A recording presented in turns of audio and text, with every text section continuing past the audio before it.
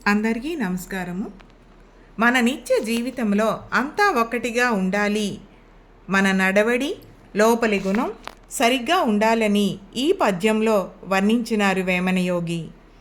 ఆ పద్యము: మాటలాడుటొకటి మనసులో నొక్కటి, వడలి గుణమదొకటి నడతయొకటి, ఎటులు కల్గు ముక్తి ఎటులు కల్గు ముక్తి, ఇటులుండగా తాను తాను తాను, విశ్వదాభిరామ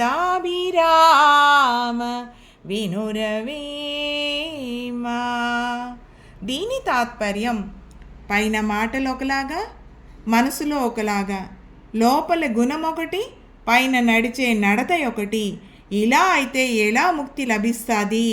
అంతా ఒక్కటిగా ఉండాలి అని చెప్తున్నారు ఈ మహాయోగి.